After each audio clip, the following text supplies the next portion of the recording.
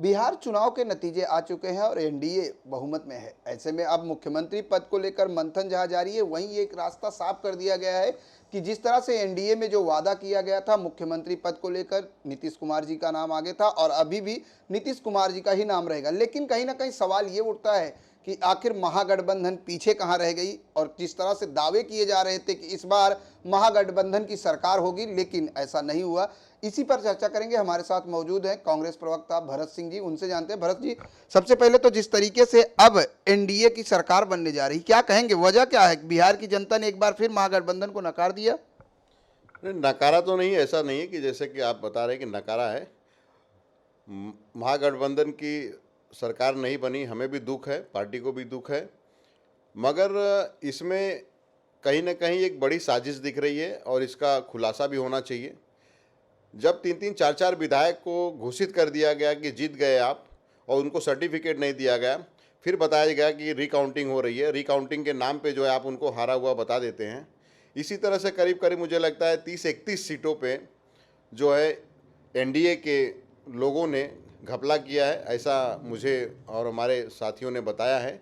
इसकी एक पूरी तरह से छानबीन होनी चाहिए और हम भी अपने लोग बैठेंगे और देखेंगे कि हमसे कहाँ चूक हुई है, हमसे कहाँ गलती हुई है।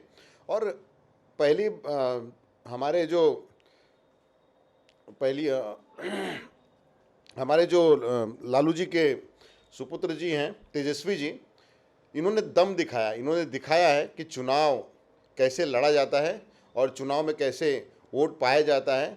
और उनका इस समय कोई सानी नहीं है। और पहली मजबूत, अगर आज की तारीख में देखने जाए तो हम पहले नंबर पे उनका जो है इस समय 74 सीट लेके पहले नंबर पे बने हैं। और ये तो बीजेपी का एक बड़ा खेल था, जो है चिराग पासवान को लाना और नीतीश को हराना। ये तो आपस में कुछ दिनों के बाद आप देखेंगे प्रदीप जी कि कुछ दिनों के बाद आपस में लड़ते हुए दिखेंगे और इसका अभी उदाहरण चालू हो गया है। जैसे नीतीश जी ने कहा कि मुझे जो है मुख्यमंत्री नहीं बनना है, ये उनके ऊपर प्रेशराइज हो रहे हैं, प्रेशराइज किया जा रहा है। तो ये आगे आने वाले समय में बहुत कुछ होने वाला है और फिर से हमारी सरकार बनेगी, हम बता रहे हैं आपको। बिल्कुल, लेकिन देखिए, जैसे नीतीश कुमार जी की बात की आपने, नीतीश कुमार जी ने चिराग पासवान को लेकर एक बड़ा बयान दिया है आज। उन्होंने कहा है कि जो राम के हनुमान का भी केंद्र से भी पत्ता कट सकता है। क्या कहेंगे कि यानी चिराग पासवान अब पूरी तरह से बाहर होंगे? ये नीतीश जी को कहीं लगता है फिर सपना आ रहा है, क्योंकि हनुमान जी को खड़ा करने वाले ही राम जी थे। तथाकथित जो राम जी बने थे उन्होंने ही खड़ा किया और बार बार वो कह रहे हैं कि भाई मैं तो हनुमान हूँ, राम का, मोदी जी का हनुमान हूँ। तो ये इसी तरह से कोई कुछ नहीं बोल सकता है। कुछ कहीं ना कहीं इनके बीच चल रहा था और इसी वजह से जो खड़ा हुआ है, और सिर्फ वो उनको पहुंचाना था ना, वो नीतीश को जो है नुकसान पहुंचाना था, बीजेपी को नुकसान नहीं पहुंचाना होगा। आपको पता होगा कि शायद उन्होंने बोला भी कि मैं जो है जो भी खड़ा करूंगा वो नीतीश के कैंडिडेट के खिलाफ खड़ा करूंगा। उन्होंने खड़ा किया और उसका झटका लगा भी है, जोर का झटका धीरे से लगे ना। अब क्या है कि इस समय स्थिति नीतीश जी का सही नहीं है। मुझे लगता है कि आने वाले वक्त में और भी आपको समझ में आएगा कि क्या पोजीशन है नीतीश जी की। बात करें महाराष्ट्र की, तो महाराष्ट्र की राजनीति और महाराष्ट्र सरकार को लेकर काफ़ी आलोचनाएं हो रही हैं। जिस तरह से कई मुद्दे हैं, जिस तरह से हमने देखा बीजेपी के कई ऐसे जिलों में बीजेपी द्वारा आंदोलन किया जा रहा है कि महाराष्ट्र सरकार किसानों को मदद के लिए कोई ठोस कदम नहीं उठा रही है। क्या कहेंगे? ये सरासर बीजेपी का एक झूठ है और झूठ फैलाने में बीजेपी माहिर है। हमारे सरकार में किसानों को जितनी मदद मिल रही है, शायद बीजेपी के कार्यकाल में उतना मदद नहीं मिल रहा था। ये बीजेपी भी जानती है और बीजेपी देख रही है कि महाराष्ट्र से हमारा जो है जनाधार फिसल रहा है, किसानों के बीच में तो एकदम फिसल रहा है। उसको तथाकथित तौर पे किसी तरह से एन केन प्रकरण से हम जो है जनता के बीच में, किसानों के बीच में एक गलत फहमी लाए, सरकार के बीच में गलत फहमी लाए, ये कोशिश चल रही है। और ये कोशिश कभी कामयाब नहीं होगी, क्योंकि हमारा एक मजबूत यहाँ पे गठबंधन है। वो जितनी भी कोशिश कर लें, इसमें वो कामयाब नहीं होंगे। जिस तरह से महाराष्ट्र सरकार लगातार आलोचनाओं में है इस वक्त, अगर बात की जाए तो लगातार बीजेपी जो है खुद पूरी तरीके से महाराष्ट्र सरकार के खिलाफ उतर चुकी थी। क्या कहेंगे कि जो आलोचनाएं हैं, सरकार की आलोचनाओं को लेकर क्या कहेंगे? मैं तो बीजेपी से सवाल करता हूं, जब शिवसेना आपके साथ में थी तो आप तब उस समय आलोचना नहीं लग रहा था आपको? तब तो बहुत अच्छा था, गलबहियां करके बैठे थे। और आज वही शिवसेना आपकी दुश्मन हो गई है।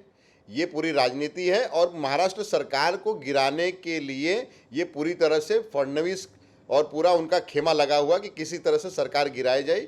लेकिन ये फडणवीस जी, आपको ये बता देना चाहता हूँ कि हमारे साथ हमारी पार्टी कांग्रेस पार्टी उद्धव जी के साथ एकदम मजबूती से खड़ी है, और हमारे पास शरद पवार जैसा एक मजबूत महाराष्ट्र का लीडर है जो एकदम मजबूती से खड़ा है पूरे सरकार के साथ। तो आपका सपना, ये सपना धरा का धरा रह जाएगा। आप टेंशन मत लीजिए, सरकार खूब चलेगी और 5 साल पूरी चलेगी। जिस तरह से सबसे बड़ा विवाद इस समय मंदिर खोलने को लेकर है, लगातार प्रोटेस्ट किए जा रहे हैं। कल भी मनसे के जो मीरा भाईंदर अध्यक्ष हैं, उन्होंने भी मांग की है कि सरकार मंदिर और लोकल ट्रेन आम जनता के लिए खोल दिया जाए। क्या कहेंगे, भरत जी का क्या मत है?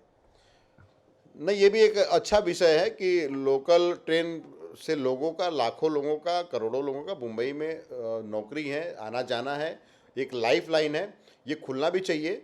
और हम लोग, ऐसा नहीं है, हमारी सरकार भी चाहती है खुलने के, लेकिन एक कहीं ना कहीं प्रदीप जी एक डर है कि जो कोरोना है, और कोरोना काल में ये स्थिति है कि अभी कंट्रोल में, बहुत कंट्रोल में हम हैं, और इसको थोड़ा सा बचा के थोड़े दिनों के बाद हम धीरे धीरे खोल रहे हैं।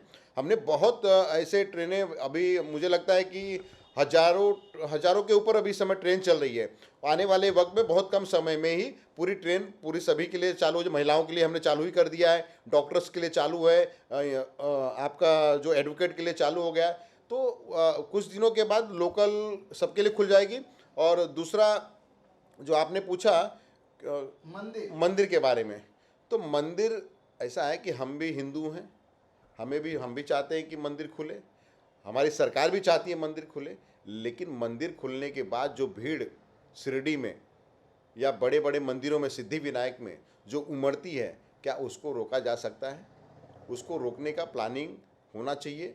हम लोग वो सब करके मंदिर भी खोल रहे हैं ताकि कोरोना, देखिए मंदिर, हम घर में, हमारे पास आस्था है, हम पूजा घर में भी कर लेते हैं। अगर मान लीजिए पूजा घर में करते हैं, कुछ दिन मंदिर में नहीं करेंगे तो भगवान हमसे रूठेंगे नहीं। हाँ, बीजेपी वालों से हो सकता है भगवान रूठ जाए, इसीलिए वो जो है इस तरह से घंटा बजाने का काम करवाए हैं, थाली बजवाने का काम करवाए हैं, ताली बजवाने का काम करवाए हैं। अब पता नहीं क्या क्या बजवाएंगे, अब ये तो भगवान ही जाने। लेकिन उनका ये भी सवाल था कि वाइन शॉप खोल दिए गए, मंदिर नहीं। इस सवाल को किस तरह से देखते हैं? देखिए, मंदिर और वाइन शॉप में, देखिए, सरकार चलानी है, प्रदेश भी चलाना है, रेवेन्यू भी होना चाहिए। नहीं तो कल बोलेंगे कि किसानों को कुछ दे नहीं रहे हैं, आम लोगों को कुछ दे नहीं रहे हैं। तो ये बीजेपी का दोहरा मापदंड है, और इस मापदंड में वो माहिर है। हम जिस तरह से वाइन शॉप खोले हैं, मंदिर भी बहुत जल्दी खुलने वाली है, आप टेंशन मत लीजिए। भगवान सिर्फ आपके नहीं है, भगवान हमारे भी हैं, हमारी सरकार के भी हैं, उद्धव जी के भी हैं, भरत सिंह के भी हैं, और सभी के लोग के। चलते चलते हमारे दर्शकों को दीपावली की किस तरह से शुभकामनाएं देंगे? देश में इन 24 देखने वाले सभी दर्शकों का, इन 24 के सभी कर्मचारियों का, सभी रिपोर्टरों का मैं तहे दिल से आभार मानता हूं, और उनको दीपावली और धनतेरस, आज धनतेरस है, को धनतेरस की बधाई देता हूं। भगवान हमेशा आप लोग को खुश रखे और खूब धन दे, ढेर सारा धन दे, यही कहना चाहूँगा। धन्यवाद हमसे बात करने के लिए। ये थे कांग्रेस प्रवक्ता भरत सिंह जी, जिन्होंने कहा कि जल्द ही महाराष्ट्र में मंदिर और लोकल ट्रेन चालू की जाएगी, कि सरकार इस पर विचार कर रही है, क्योंकि सरकार को भी पता है कि लोग आस्था को लेकर, लोग घर में भी पूजा कर सकते हैं, लेकिन जरूरी यह है कि कोरोना काल में सुरक्षित कैसे रहें, इस पर भी ध्यान देना बहुत जरूरी है और सावधानी बरतनी भी चाहिए। कैमरामैन देवानंद सिंह के साथ प्रदीप शर्मा, इन 24 न्यूज, मुंबई।